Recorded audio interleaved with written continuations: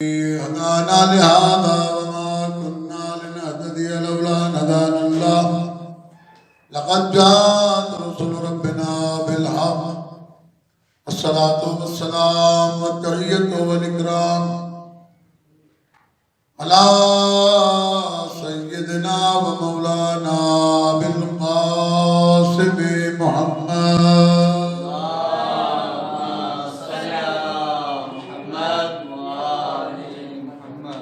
الذي هدانا لدين الذي ارتضى وسبيل الذي اصطفى ونصرنا لما يوجب الفضل لديه والوصول اليه فامرنا لاداء فرض الجماعه وما وجب علينا فيها من الطاعه وقسمه لاهلها من الوطاء في يوم الجزاء انه هو العزيز الحكيم. اللهم صل على محمد وال محمد.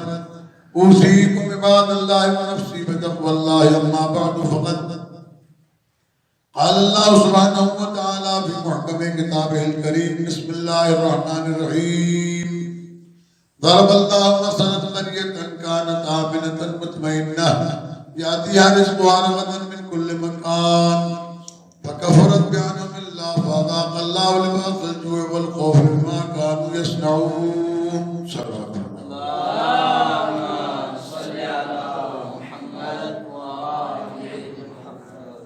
Brethren अजीज,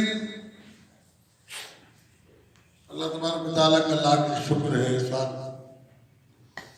कि उसने हमें इंसान बनाया और इंसान बनाने के बाद उसने हमें मुसलमान बनाया और मुसलमान बनाने के बाद हमें मोहम्मद व आले मोहम्मद अलैहिस्सलाम की मोहब्बत करने वालों में से शुमार किया।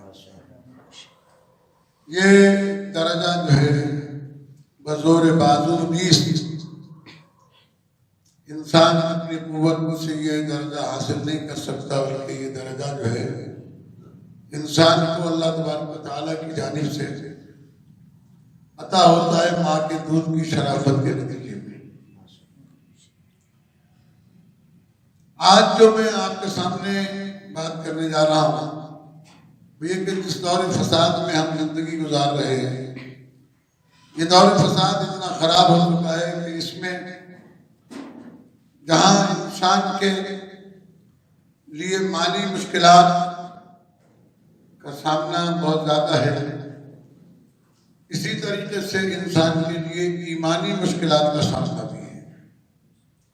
कुछ लोग तो हैं जो इंसान के माल और दौलत को खराब करने के पीछे लगे हुए हैं और कुछ लोग वो हैं जो इंसान के ईमान को खराब करने के पीछे लगे हुए हैं। मैं इस सिलसिले में जो बातें आपकी खिदमत में अर्ज करना चाहूंगा उसे जरा तवज्जो के साथ समाप्त फरमाएंगे। अल्लाह तबारक व तआला ने कुरान मजीद फुरक़ान हमीद में जो आयत करीमा मैंने तिलावत की है, इसके अंदर एक फैसला कुन बयान इरशाद फरमाया है। पहले भी मैं कभी इस आयत करीमा के ज़ैल में अर्ज कर चुका हूँ, आज फिर इस आयत करीमा के ज़ैल में कुछ नए उन्वानात आपकी खिदमत में अर्ज करना है। ज़रब अल्लाह मसलन क़रियतन कानत आमिनतन मुतमइन्ना। अल्लाह एक ऐसी बस्ती और एक ऐसी आबादी की मिसाल बयान करता है, मसल बयान करता है कि जो अमन में भी थी और इत्मीनान में भी थी। अमन और इत्मीनान में क्या फर्क है, ये बच्चों के लिए समझना जरूरी है। अमन का ताल्लुक खारिज से है और इत्मीनान का ताल्लुक दाखिल से है, यानी बाहर हर तरीके से सुकून है, आदमी पैदल जाए, गाड़ी से जाए, बगैर सिक्योरिटी के जाए, सिक्योरिटी के साथ जाए, कोई मसला ही नहीं, हर चीज अपनी जगह पर अमन में है, कोई खतरा बाहर लायक नहीं है, ये कहलाता है अमन। इत्मीनान इसका ताल्लुक है कल्ब से, दिल से। इत्मीनान उस वक्त हासिल होता है जब इंसान को यकीन हो जाए कि मेरे लिए कोई परेशानी नहीं है। इत्मीनान ईमान का भी होता है और इत्मीनान अमाल का भी होता है, माल का भी होता है। अब मैं आपके सामने बात अर्ज करता हूँ, मिसाल के तौर पर उसे समझने की कोशिश कीजिएगा। हजरत इब्राहीम अलैहिस्सलाम ने अल्लाह से दरख्वास्त की, रब्बी अरिनी कैफ़ तुह्यिल मौता, ऐ अल्लाह तू मुझे दिखा कि तू मुर्दों को जिंदा कैसे करेगा। परवरदिगार आलम ने जवाब में इरशाद फरमाया, अफलम तु'मिन, कहा कि क्या तुम ईमान नहीं रखते हो इस पर कि मैं मुर्दों को जिंदा करने पर कुदरत रखता हूं। काला बला, कहा कि हाँ बिल्कुल मैं इत्मीनान रखता हूं। वलाकिन लियत्मइन्ना क़ल्बी, अपने दिल के इत्मीनान के लिए देखना चाहता हूं कि वो जिंदा कैसे होंगे, ये मुझे दिखा दे। इत्मीनान क़ल्ब, तो ईमान था, इत्मीनान क़ल्ब नहीं था, इसलिए मांगा। और फिर एक और जगह है जहां पर परवरदिगार आलम ने ऐलान किया है और उसे सोचे कि या अय्यतुहन नफ्सुल मुतमइन्ना इरजिई इला रब्बिकी रादियतन मर्दिया, ऐ नफ्स मुतमइन्ना, इत्मीनान वाले नफ्स, पलट अपने रब की तरफ, वो अल्लाह तुझसे राजी है और तू उससे राजी है। अब ये दो चीजें आपके सामने मैंने पेश की हैं। हजरत इब्राहीम अलैहिस्सलाम मुर्दों को कैसे जिंदा किया जाएगा इसके इत्मीनान के लिए मनाजरा चाहते थे, मुशाहिदा चाहते थे, ताकि मेरे सामने बात आ जाए। इधर इमाम हुसैन अलैहिस्सलाम का मामला था, तो अल्लाह ने पहले ही आयत नाज़िल कर दी, और जिस दिन इमाम हुसैन अलैहिस्सलाम की आशूर के दिन शहादत हुई है, उस दिन भी आखिरी लम्हे में जिब्राइल ने यह आयत आसमानों से पढ़ी, ऐ नफ्स मुतमइन्ना, पलट अपने रब की तरफ, तेरा रब तुझसे राजी है और तू उससे राजी है। ये नफ्स मुतमइन्ना है। तो अल्लाह तबारक व तआला ने इंसानों के लिए भी, उस बस्ती के लिए भी अमन भी रखा, इत्मीनान भी रखा, यानी वो हर एतबार से मुतमईन थे। याती मिन कुल्ल मकान, किसी इंसान को कोई परेशानी थी ही नहीं, क्योंकि हर तरफ से उनका रिस्क बराबर आ रहा था, पहुंच रहा था। फकफरत बिअनमिल्लाह, बस जब इंसान को नेमतें वाफिर मिक़दार में मिलना शुरू हो जाती हैं, तो इंसान की फितरत है कि उसमें बगावत पैदा होती है। तो उन्होंने अल्लाह की नेमतों का कुफ्र करना शुरू किया। नेमत इलाही का कुफ्र बहुत बड़ा गुनाह है। अब वो नेमत इलाही का कुफ्र कैसे है?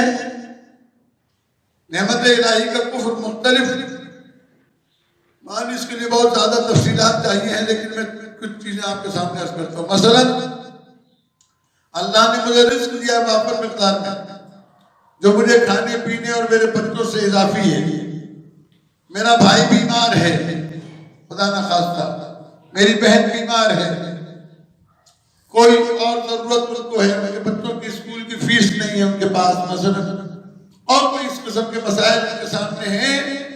ऐसी सूरत हाल में मैं उनको वो पैसे नहीं दे रहा जिससे वो उनकी वाजिब जरूरत को पूरा करें, क्योंकि मैं ये समझता हूँ कि पैसे कमाए मैंने हैं, इन पर मेरा और सिर्फ मेरे बच्चों का हक है, बाकी किसी का हक नहीं है। ये कुफरान नेमत है। और अल्लाह तबारक व तआला ने ऐलान किया है कि अगर तुम नेमतों का शुक्र करोगे, लइन शकरतुम लअज़ीदन्नकुम, वो वादा परवरदिगार का है कि तुमने अगर शुक्रिया अदा किया तो मैं तुम्हारी नेमतों में इजाफा करूंगा। वलइन कफरतुम इन्न अज़ाबी लशदीद, और अगर तुमने कुफरान नेमत किया तो अज़ाब मेरा सख्त होगा। हम ये समझते हैं कि जो कुछ हमें मिला ये हमारे लिए है, अल्लाह ने ये ताकत दी है ये मेरे लिए है, मुझे जवानी दी है ये मेरे लिए है, अल्लाह ने मुझे हुस्न जमाल अता किया ये मेरे लिए है, अल्लाह ने मुझे मुल्क अता किया है, हुकूमत अता की है ये मेरे लिए है। इन तमाम चीजों के ऊपर जब इंसान इसका गलत इस्तेमाल करता है या इस्तेमाल नहीं करता तो ये कुफरान नेमत कहलाता है। रिस्क है इंसान के पास, अगर 2 रोटी ज्यादा घर में बन जाए तो सुखा देगा या सुबह को खाएगा, अगर थोड़ा सा सालन ज्यादा है तो फ्रीजर करेगा। अगर कोई फकीर दरवाजे पे आ जाए कि मुझे खाना खिला दो तो भूखे को खाना नहीं खिलाते। मैंने बहुत सी जगहों पर सवाल भी किया, खासतौर पर शादी हालों में, और ये जो मैयत के खाने होते हैं इस जगह के ऊपर, या मजालिस में नियाज होता है, वही फकीरों को बांट दो। तो कहते हैं मौलाना आप तो कह के चले जाएंगे, हम आज दे देंगे, ये रोजाना खड़े हो जाएंगे आके, फिर इनको कौन भरेगा, कौन भुगतेगा? उसका जवाब भी मैंने दिया है कि हम भी तो अल्लाह से रोजाना मांगते हैं। अगर अल्लाह ये कहते कि तुम्हें क्या हो गया कि तुम रोजाना मेरे आगे हाथ फैलाए खड़े हो, तो जिस अल्लाह ने तुम्हें रिस्क दिया है वही कल भी देगा, वही परसों भी देगा। तुम करके देखो, तुम्हें रिस्क मिलता रहेगा। अब ये कफरत का अल्लाह की नेमतों का कुफ्र करना शुरू। मस्जिद खुली हुई है, मैं नमाज पढ़ने नहीं जाता, ये कुफरान नेमत है। सेहत भी है, पैर भी है, आंखें भी है, वक्त भी है, लेकिन नहीं जाता मस्जिद नमाज पढ़ने के लिए। कुफरान नेमत है कि अल्लाह की सेहत जैसी नेमत का इस्तेमाल मैं नहीं करता, या उस जगह चला जाता हूं जिस जगह जाना गुनाह है। ये कुफरान नेमत में शुमार होता है।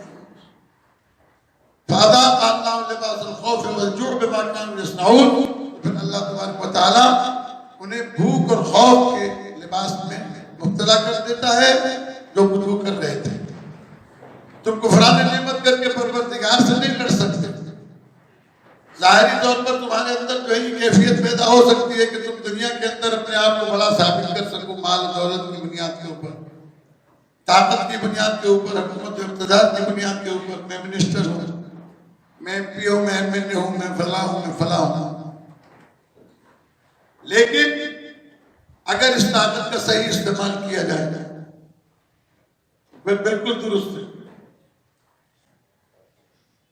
इसी तरीके से इस वक्त ईमान की सबसे बड़ी खराबी हमारे यहाँ पैदा हुई कि कोरोना वायरस के नाम से बीमारी इजाद हुई।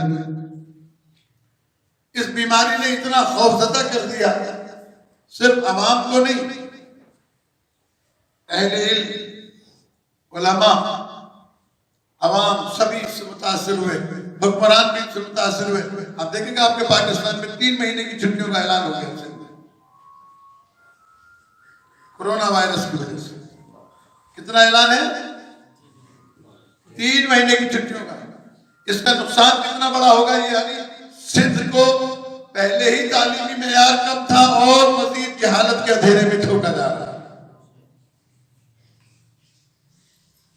और मैं शियत के हवाले से अगर बात करूं, शियों के हवाले से अगर बात करूं तो मसलन हमारी वो जगह है काबतुल्लाह, मस्जिद नबवी, जन्नतुल बकी, और मसलन करबला और सामर्रा और मशहद और काज़मीन और नजफ अशरफ, मशहद मुक़द्दस, क़ौम मुक़द्दस, जहां लोग शिफा हासिल करने के लिए जाते थे।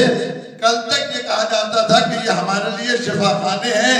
आज वो शिफा खाने वीरान पड़े हुए, लोग जाने को तैयार नहीं है। मैंने ये देखकर अंदाजा कर लिया कि जब हम कोरोना वायरस के खौफ से घर से निकलकर उस जगह नहीं जाते जो हमारे लिए शिफा खाना है, कल जब इसका मालिक ज़हूर करेगा तो हमारी हालत इससे भी ज्यादा बदतर होगी कि हम कितने लोगों के खौफ से उसकी मदद के लिए घर से नहीं निकलेंगे। हमारे ईमान का इम्तिहान है इसमें। मस्जिदों में नमाजें बंद, जामियात में तालीम बंद, स्कूलों में तालीम बंद। क्यों बंद? इसलिए कि कोरोना वायरस है।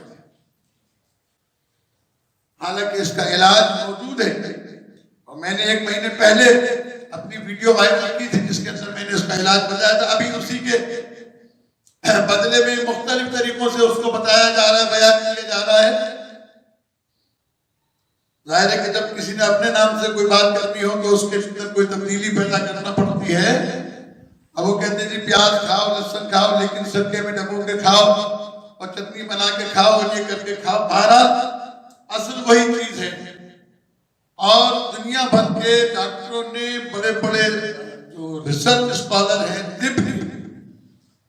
हमने ये बात देखी कि नज़ले जुकाम की तरह से ये भी एक बीमारी है जिसके असरात ऐसे हैं, अगर इसमें इंसान मुसलसल प्याज और लहसुन का इस्तेमाल करता रहे तो जिंदगी भर कभी उसको ये तकलीफ होने वाली नहीं। इस सिलसिले में मैंने अर्ज किया था पहले भी, समझाने के लिए अपने बच्चों को आज फिर समझाता हूं, खुदावंद करीम ने कोई चीज बेकार खल्क नहीं की। हर चीज के अंदर अल्लाह तबारक व तआला ने कोई ना कोई हिकमत रखी है। आज से 3-4 साल पहले जब पाकिस्तान में डेंगू वायरस का सिलसिला शुरू हुआ कि एक मच्छर ऐसा है कि जो इंसान को काट ले तो उससे इंसान के जिस्म में व्हाइट सेल इतने कम हो जाते हैं कि इंसान की मौत वाक़ई हो जाती है। उसके बदले में डॉक्टरों ने खून की बोतलें चढ़ाई, कामयाब नहीं हुए। बहुत सारी दवाएं दी, कामयाब नहीं हुए। नतीजा क्या निकला? नतीजा ये निकला कि 2 नुस्खे उस वक्त बहुत ज्यादा आम हुए। एक इमाम मूसा काज़िम अलैहिस्सलाम का नुस्खा था, बताया हुआ,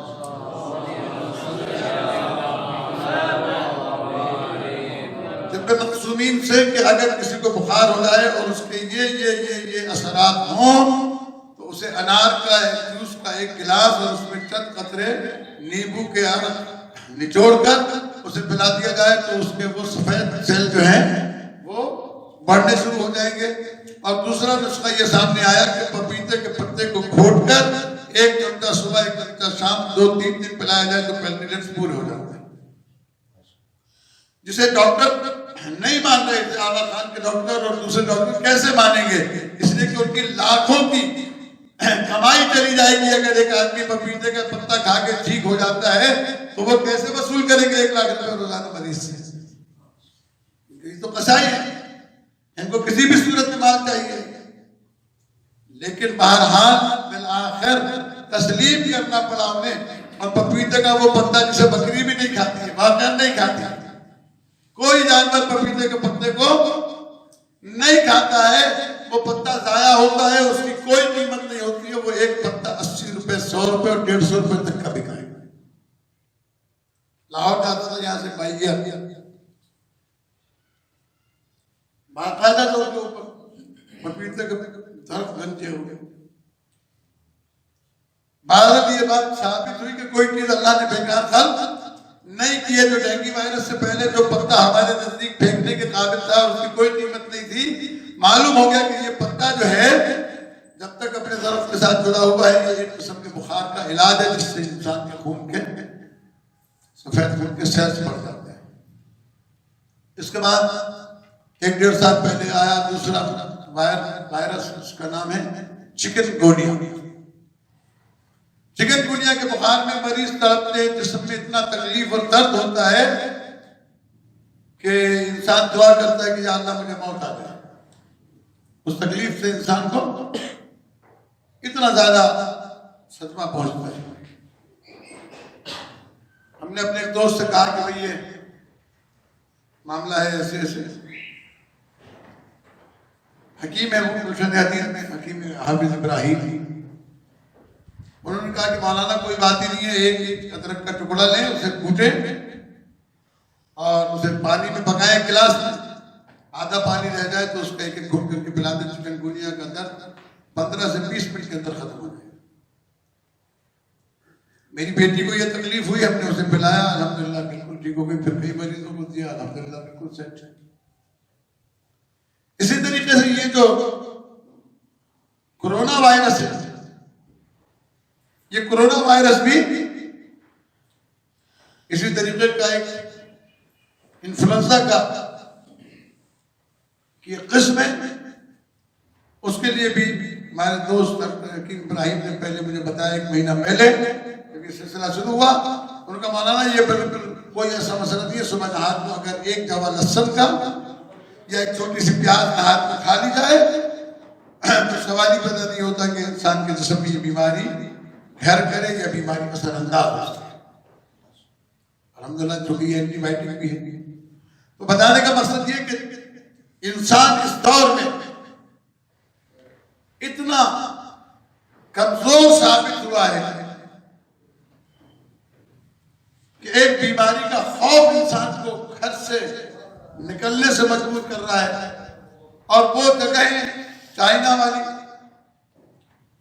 जो लोग मस्जिद में जाने से रोक रहे थे, जो लोगों को कुरान पढ़ने से रोक रहे थे, जहां जुर्माना डाला जाता था मस्जिद में नमाज पढ़ने वालों पर, अब वहां वो लोग मस्जिदें बना रहे हैं, खुद अपने हाथों से कुरान तकसीम कर रहे हैं और इस बात का इकरार कर रहे हैं कि माखन हराम खाने से इंसान की सेहत के ऊपर बुरे असरात पड़ते हैं। कई लाख सुअर उन्होंने अपने हाथ से काट के और खड्डों में दबा दिए। क्यों? इसलिए कि उन्हें यह पता चल गया कि इसके खाने से ये तकलीफें पैदा होती है। लेकिन उसके बावजूद ये बीमारी इतनी ज्यादा खतरनाक नहीं है। अभी मेरे पास मोबाइल में पूरा डेटा मौजूद है कि वर्ल्ड वाइड पूरी दुनिया में कई लाख आदमियों ने खुदकुशी की है जो मर गए। इसका इलाज कोई नहीं ढूंढता कि ये खुदकुशी करने वाले खुदकुशी क्यों कर रहे हैं। खुशी से तो कोई अपनी जान नहीं देता, उसके पीछे असबाब क्या है जो वो खुदकुशी कर रहे हैं। ये रोड एक्सीडेंट में कई लाख आदमी मरे, इसका इलाज कोई नहीं कर रहा कि इस हादसा को कैसे रोका जा सकता है, इन हादसा को कैसे कम किया जा सकता है। इस वक्त HIV एड्स के अंदर 1.5 लाख से ज्यादा आदमी सिर्फ 2 महीने के अंदर मरे हैं। उनका पूछने वाला कोई नहीं। ये जो बीमारियां फैली हुई हैं जिससे लाखों अफराद सालाना मरते हैं, उसकी तरफ तवज्जो नहीं है। डेंगू वायरस, ये अपना जो है कोरोना वायरस से अभी तक टोटल पूरी दुनिया के अंदर जो अमवात की मकदार है वो 25,000 है। ये भी एप्रोबेशनरी है, ज्यादातर तादाद चाइना वगैरह के अंदर, मुसलमान ममालिक में नहीं है। तो मेरा अर्ज करने का मकसद है कि इसका इलाज क्या है। ये जो नागहानी आफतें शुरू होती हैं तो इसका इलाज अल्लाह तबारक व तआला ने कुरान मजीद में बताया। जो आयत मैंने पढ़ी इसका आखिरी तर्जुमा करने से पहले मैं आयत दोबारा रोशन कर दूं, ज्यादा लोग आ गए हैं तो ये सुन ले कि अल्लाह तबारक व तआला मसल बयान करता है एक ऐसी बस्ती की जिसका रिज्क चारों तरफ से पहुंच रहा था, वो अमन में भी थे, इत्मीनान में भी थे, कि अचानक उन्होंने कुफराने नेमत शुरू किया। अल्लाह ने उन्हें खौफ और भूख का लिबास पहना दिया, जो कुछ दुनिया में कर रहे थे। अब इसका इलाज क्या है? इसका इलाज ये कि फलियाबुदू रब्ब हाज़िल बैतिल्लज़ी अतअमहुम मिन जुअइन व आमनहुम मिन खौफ। इस घर के रब की इबादत करो जो तुम्हें खौफ में अमन देने वाला है और भूख में खाना देने वाला है। मेरा मुश्किल यह है कि सियासी मसलातों की खातिर खाने काबा का तवाफ भी बंद हो गया और अब वीडियोस वायरल हो रही हैं कि परिंदे खाने काबा का तवाफ कर रहे हैं, जन्नत तवाफ कर रहे हैं और मलाइक तवाफ कर रहे हैं। तुम क्या कर रहे थे? यह आखिरी जमाने की निशानी है। मेरे दोस्तों, मेरे अजीजों, इस वक्त जितना मुमकिन हो सके वक्त अपने परवरदिगार को दो, जितना मुमकिन हो सके वक्त मोहम्मद वाले मोहम्मद को दो।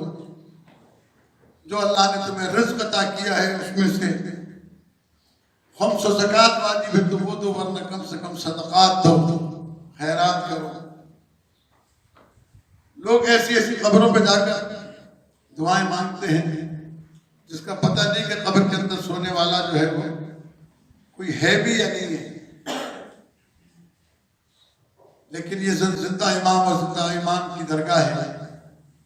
आपके दीनी मदारिस और गरीब मोमिन इमाम ज़माना की मन्नत माना करो कि मौला अगर मेरा ये काम हो गया तो मैं मौला इमाम ज़माना जल्लल्लाहु ताला फर्द शरीफ के लिए एक उतारूंगा। इमाम के पास कैसे लेके जाओगे? जरूरी नहीं कि इमाम के पास लेके जाओ, इमाम के चाहने वालों को जमा करो, को मौला में तेरे चाहने वालों को आपकी हर परेशानी दूर, आपकी हर तकलीफ दूर, आपके मसाइल हल, अल्लाह तबारक व तआला आपको और हमें तौफीक अता करे कि अपने ईमान को सलामत रखें, वरना एक बीमारी ने जो हमें मफलूज कर दिया है, जिसके खौफ ने इमाम ज़माना अल्लाह ताला फरज शरीफ के आने के बाद पता नहीं कितने खौफ होंगे इंसान को, घर से निकलूं कि न निकलूं, जाऊं कि न जाऊं। मौला की मदद भी ठीक है, लेकिन ये कि जान भी बचाना जरूरी है। इस पे भरम मैंने नाम लिए सारे काज़मीन मुक़द्दस में सामरन, जिस जरी को छूना मुश्किल होता था वहां आराम से बैठे रह जाते। इतने कम लोग हैं। भारत यकीनन नुसरत इमाम करने वालों के लोगों की तादाद भी कम होगी, ज्यादा नहीं होगी।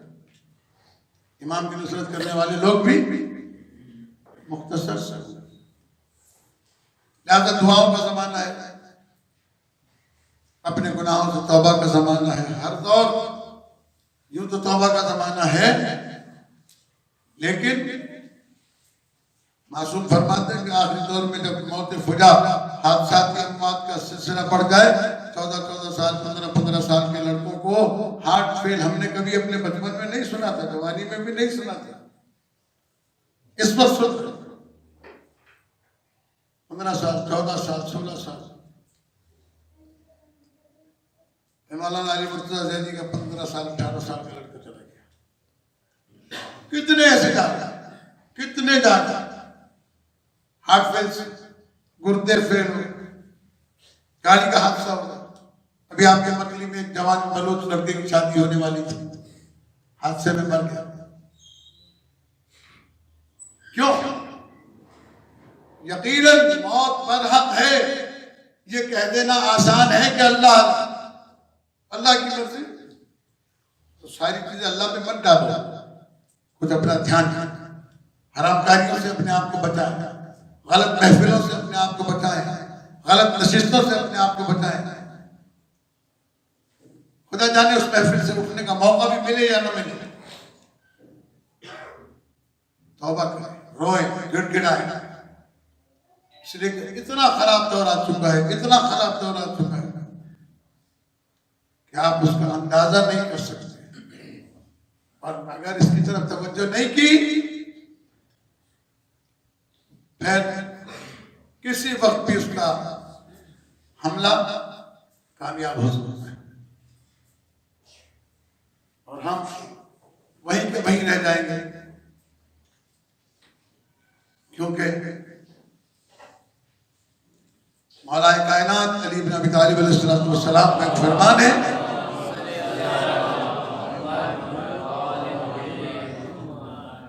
नज़्म बलागत से अमीरुल मोमिनीन फरमाते हैं, बादिरू बिल आमाल उमरन नाकिसन व अजन हाबिसन व मौतन जालिसा फइन्नल मौत हादिम लज़्ज़ातिकुम व मुकद्दिरु शहवातिकुम व मुबाइदु तियातिकुम ज़ाइर गैर महबूब व क़र्न गैर मग़लूब व मातिल गैर मतलूब। मौला का फरमान है। मुख्तसर सा तर्जुमा आपकी खिदमत में अर्ज़ कर देता हूँ, बस फिर कभी मौका होगा तो तफसील के साथ अर्ज़ करूंगा कि मौला ने फरमाया, बादिरू बिल आमाल, ओ मेरे शियो, ओ मेरे चाहने वालों, ओ या अली के नारे लगाने वालों, हैदर हैदर करने वालों, अमल करने में जल्दी करो। उमरन नाकिसन, इससे पहले कि तुम्हें बुढ़ापा आ जाए, यानी जवानी में अमल करने में जल्दी करो, वाजिबात पर अमल करो, हराम से बचो, अच्छे काम करके दिखाओ। आओ मरदन हाबिसन, और अगर अभी तुम्हें इत्मीनान है कि बुढ़ापा बहुत दूर है, अभी तो जवानी है, तो डरो उस वक्त कि कोई मर्ज तुम्हें लायक हो जाए कि तुम्हारी जिंदगी को खत्म कर दे। आओ मौतन जालिसा, अगर तुम्हें यह भी इत्मीनान है कि अभी मैं सेहतमंद हूं, मेरे ऊपर बीमारी अटैक नहीं कर सकती, तो फिर ये याद रखो कि मौत से किसी को फरार नहीं है, न जवान को, न बूढ़े को, न ताकतवर को, न कमजोर को, न बादशाह को, न फकीर को। याद रखो शियो, मौत तुम्हारी तमाम उम्मीदों के ऊपर पानी फेर देगी।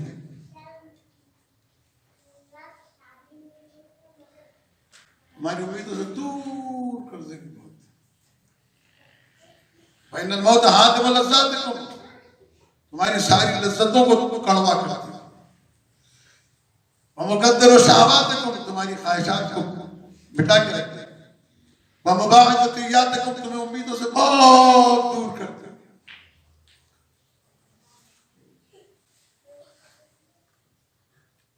ज़ाहिरुन गैर महबूब,